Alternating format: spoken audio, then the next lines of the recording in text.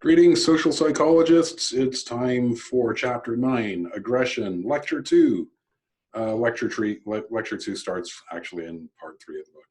So we're talking individual differences in aggression, and I just want to caution you that we are dealing with averages. We've been trying to encourage a statistical view of the universe ever since the very opening volleys in the class. So we're not dealing with one individual person, we're dealing with likelihoods of individual people. For basically everybody, circumstances matter more than individual characteristics. But what we are saying is that so circumstance is the most important variable, but some people are less affected by circumstance than other people. Some people seem to have more ability to make choices across situations instead of merely responding to the situations. But everybody is still affected by the circumstance, and the circumstance is still the most salient feature in decision making. Okay, so who is more or less affected by circumstance when it comes to aggression? The most likely people to aggress across circumstances are people who feel threatened. That's fairly straightforward. That thing with the gun on the wall and people giving each other electric shocks, they might not notice that they feel threatened. No one's pointing a gun at them, but that gun increases the feeling of threat. It activates the limbic system, the amygdala, and the frontal lobe now has less say over what the person's going to do next. People who feel rejected by other folks whose opinions matter, not just by strangers, but your spouse or your children or your parents behave in a rejecting way towards you, you're more likely to aggress in the future. And pay attention to that language, more likely to, not guaranteed to. I know someone who feels threatened all the time and has been rejected by their parents, and they don't aggress. I know. Sit down, Derek. Likelihood, statistics, probability. When you feel threatened, when you feel rejected, the odds go up that aggression is in your future. Dysphoria, the presence of unpleasant feelings. Again, the book likes to use the language negative feelings, but those feelings are present, not absent. We merely don't like them. So dysphoric feelings like anger, frustration, fear, these are the ones that really predict aggression. If feeling threatened can lead towards aggression, then certainly a tendency to see other people as threatening is going to increase the likelihood that at any given moment a person feels threatened, right? So this also can produce a sort of self-fulfilling prophecy. If one walks into a room always afraid that other people are going to behave aggressively or badly or in a rejecting fashion, one enters that room well defended, armored up, tense, squaring off, stoic and quiet and unresponsive and reserved. And you're going to produce from people exactly the sorts of reactions that you're afraid of. Good. Values, I'll say over and over again that values just don't matter that much. But the more practice you have at expressing your values into the world, the more that they matter. So someone who really believes in pacifism is much less likely to aggress in any given situation than someone who believes in using violence to solve every problem. And then that whole spectrum in between. You can, in fact, influence the way that your limbic system responds to situations with practice, practice, and practice. Inflated self-esteem.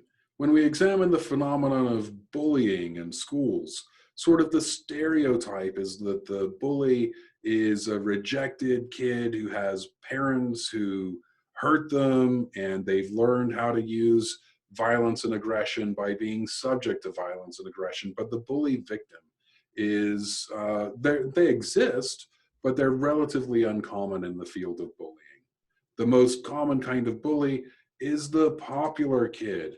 It's the kids who have the nice clothes and whose parents are not authoritarians, but more permissive, and they have tons of friends. Everyone looks up to them. When you feel powerful, when you have power, you just feel like that you can use power to get what you want from other people. So the popular kids tend to be the bullies. If someone's getting shoved around, then it's probably someone relatively defenseless, ringed around by people who support the person doing the shoving. Okay, so for this reason, like, adjunct faculty at any given college might treat you better than the full-time faculty at that college. Us full-timers, we sit in our offices and we have job security. We know how many classes we're teaching next term. We know we can eat. We know that we have tenure sometimes, and so it's really hard to fire us. And with all of that power, we can lose sight of the fact that we're going into rooms where there's a vast power disparity. We can lose sight of the fact that we came from nothing and we came from nowhere. We need to retain empathy and a realistic view of the people that we're talking to. And the other predictor is self-concern versus other concern. The more selfish you are, the more you're worried about your own interests, obviously, the more likely you are to aggress to protect those interests or advance those interests. But if you have a lot of other concern, then, for example, I worked for 20 some years in developmental disabilities, and I've been assaulted over 100 times, about 30 or 40 of those times probably at work by people with disability. When a disabled person's coming at me trying to bite or scratch or harm, my concern is not for myself. That's been trained out of me. My concern is that I'm much bigger and stronger than the person who's assaulting me, and I have the cognitive resources to refrain from aggression, and they at this moment do not. They've exhausted all their cognitive resources. So my concern in this circumstance is not to protect myself, it's to protect the individual who is attacking me, right? And with that, coming from that position of concern from the other, all of the actions that I take are about protecting the assailant, not protecting the self. So how high is your other concern? In any given situation, if you can muster up some empathy or at least compassion for the people around you, then you can not feel as aggressive towards them. Maybe you're driving in traffic and someone cuts you off and you have to slam on your brakes, and your first impulse is to give them one finger salutes, maybe double one finger salutes, and swear and curse and maybe tailgate and show them how mad you are. But could you instead slow down, get a safe distance, and then think about who is it that cuts other people off in traffic? It's probably people, in fact, just like you. They're frustrated, they've been in traffic for a while, and they've run out of cognitive resources to not aggress anymore, but they want exactly the same thing you want. They want to be out of traffic, they want to get home safely to their family, and now that you've thought about them in those terms, you've tried to have empathy for them, it's much harder to just want to follow them home and punch them in the neck or something. Okay. So a question here, would you buy a gun to protect personal property? An acquaintance of mine was telling a story where she was learning photography, but she didn't live in the least dicey part of town. So she'd go down to the bus stop with her camera, and she's trying to get to the part of town she wants to go to take photographs. And there are poor people at the bus stop, as poor people ride buses in America. And so she's there with her like $500 camera around her neck, and people are looking at her. She feels very, very vulnerable, all these people staring at her expensive equipment. And her solution isn't to like put the camera in a bag or find some other means of transportation or strike up conversations with people, because people who know you are less likely to aggress against you, or notice how poor people are and want to do something to help them with poverty. Her solution was, I'm going to buy a gun and I'm going to learn how to use it and I'm going to open carry, because no one would steal a camera from someone who's open carrying. Well, that's a person with a lot of self-concern and really no capacity for other concern. Would you kill somebody over $500? Would you kill somebody over $500? Just think about it. Think about it. Gender and violence. Men obviously commit more violence. And we talked about hormones and society somewhat in the last lecture, so I don't want to beat this to death. There's this thing about relational versus physical aggression. So men use more physical aggression than relational aggression, and women use more relational aggression than physical aggression. The way this gets phrased, though, is that men use more physical aggression than women, which is true.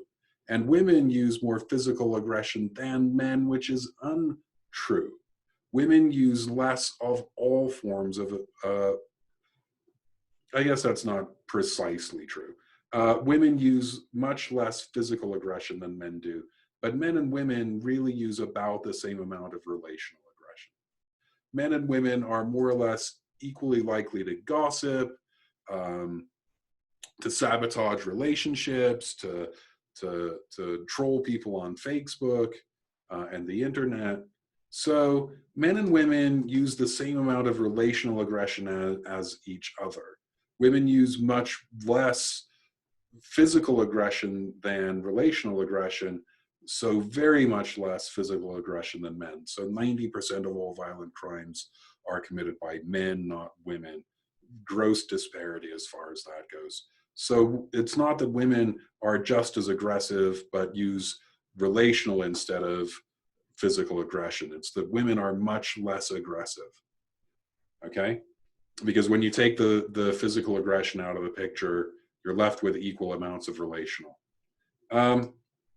So why? Well, there probably are biobases here. You leave kids to play, and very quickly you'll see a difference in the way boys and girls play.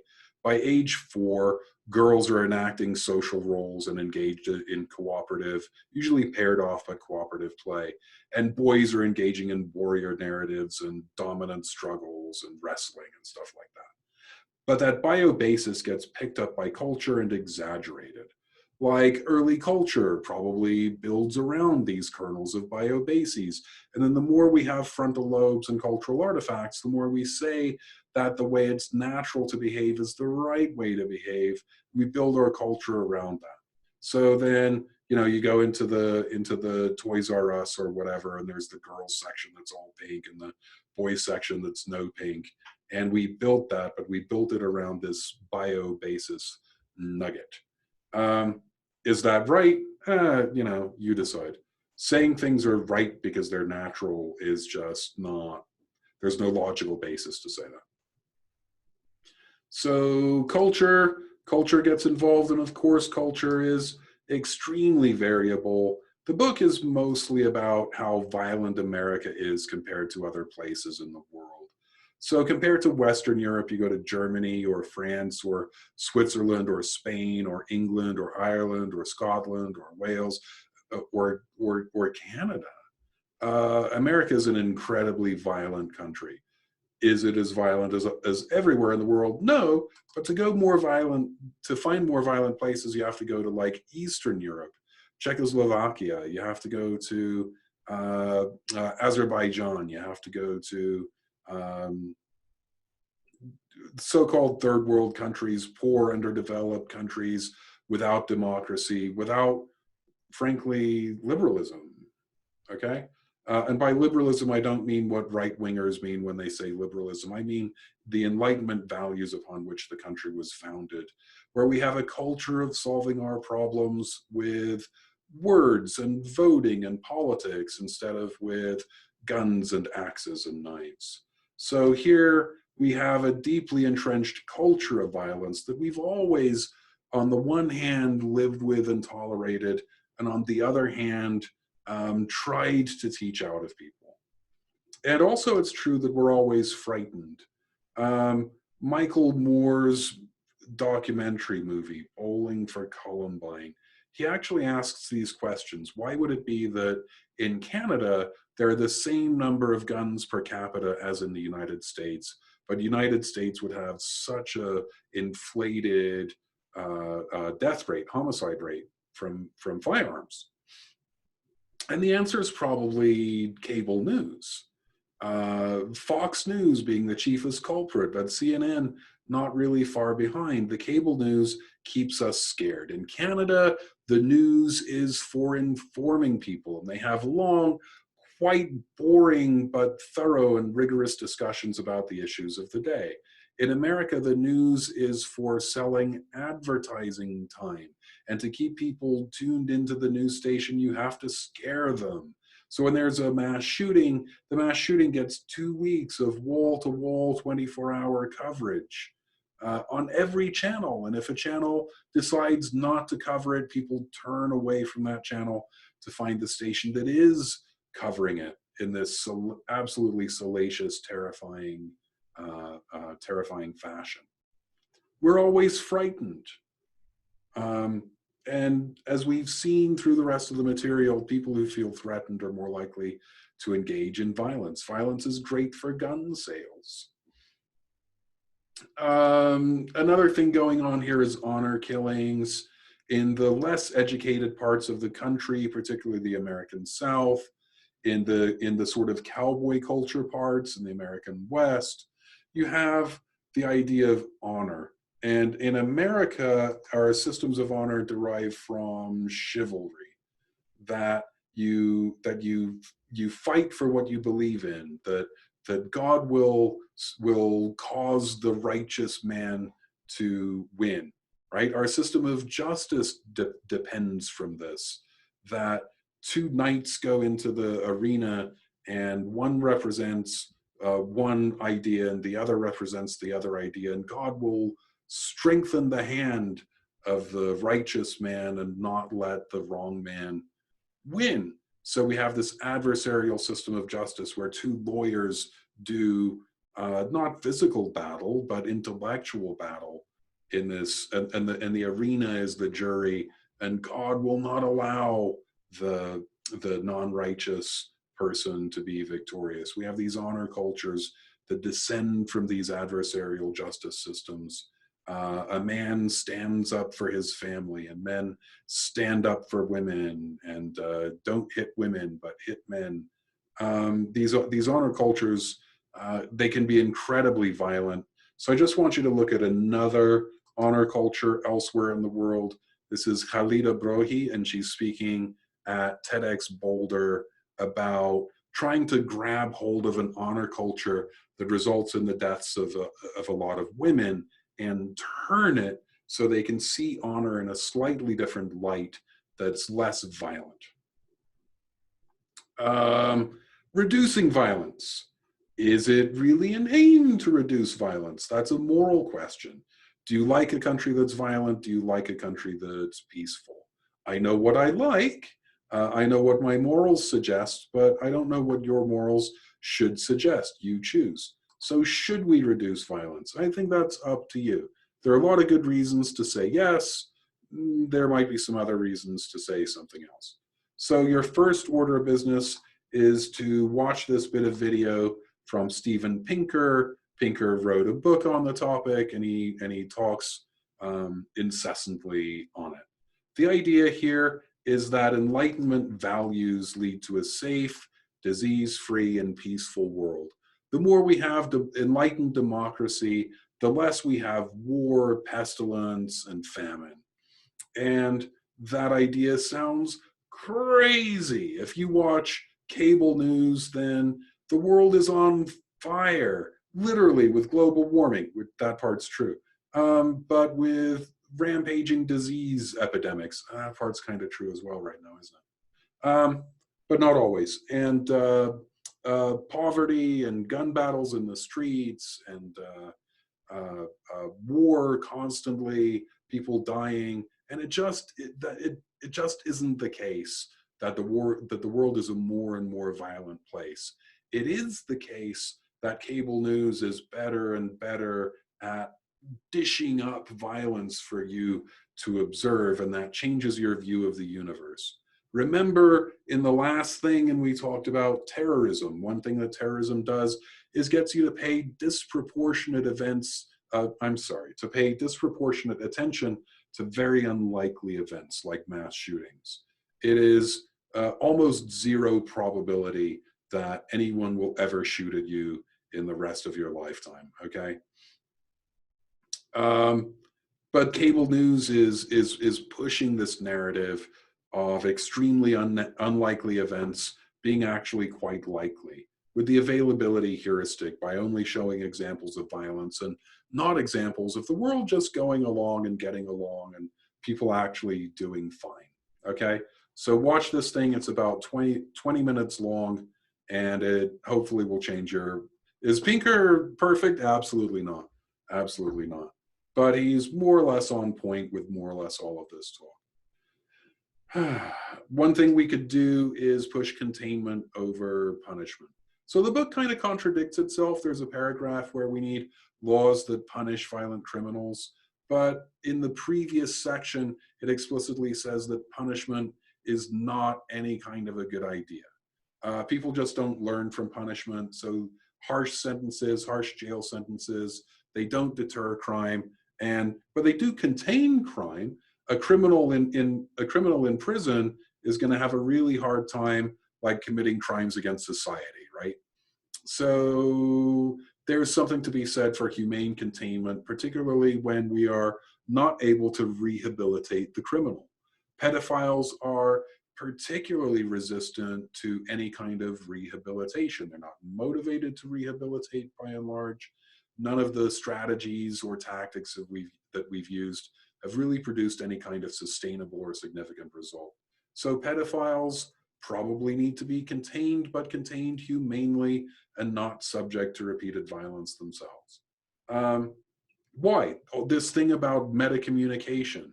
If society condones and allows and publicizes the inhumane punishment of certain classes of people, then, right, if the leaders in society do this, then society itself picks up the idea, the schema that violence is acceptable in certain contexts. And that's not what we want if your goal is to reduce violence.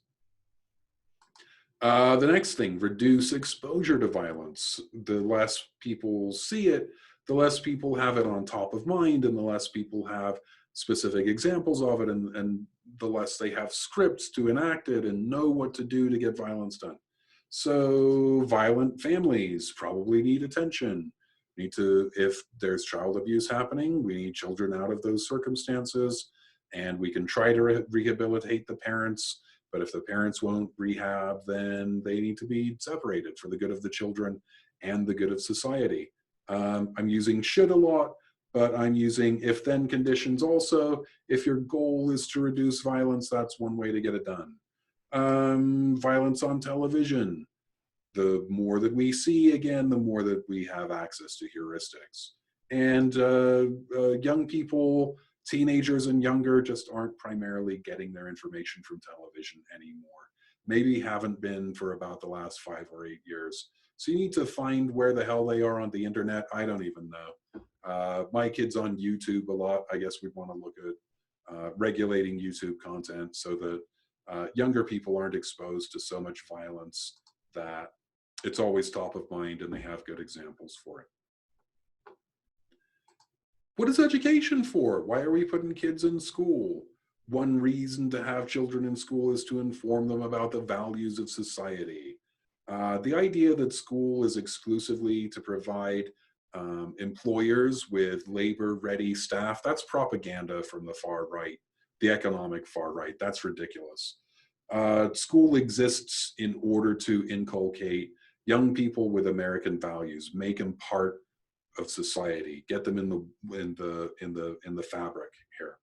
Okay, so in school we can and do teach ways to self-regulate rather than perseverate.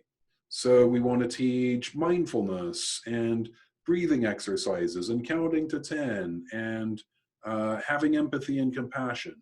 To an extent, we do that, not to a maximum extent. There's a lot more that we could do in terms of teaching self-regulation. One piece of evidence of that is rampant ADHD. We are teaching kids to sit still, face front, pay attention. We're teaching them that they should do that, but we're not spending a ton of time teaching them how to do that. When they can't do it, we're not providing extra instruction, we're medicating them. What about equal opportunity? The book mentions that income inequity is a bad thing. I think they specifically say inequality. Inequity is probably more accurate. Would more income, equity, would more opportunity for people reduce frustration? Almost certainly, yes. Some level of violence and much of crime, nonviolent crime, they're crimes of necessity, crimes of poverty. The more we address poverty, the more people's basic needs are met, the less they feel frustration, and the less they have to take desperate action to get basic needs met. That would probably reduce violence, sure. Education absolutely helps, because education's doing all this stuff. And open societies.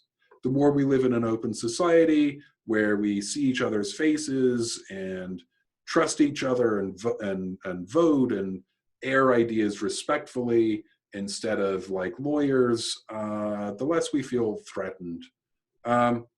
Like the open carry movement, where people are walking into Target boutique with assault rifles across their backs, that does not at all promote feelings of trust or an open society. Open carry is the opposite of open society. Okay? The more we trust each other, the more we can see each other's faces and hear each other's ideas, the more we vote instead of shooting, the better things are for everybody. People who don't feel threatened don't have recourse to violence by and large. So, oh, that was short. That's nice for both of us, isn't it? So that's the end of the lecture on aggression. And my next job of work over the next couple of days is to make sure you have tests to take. Okay, bye.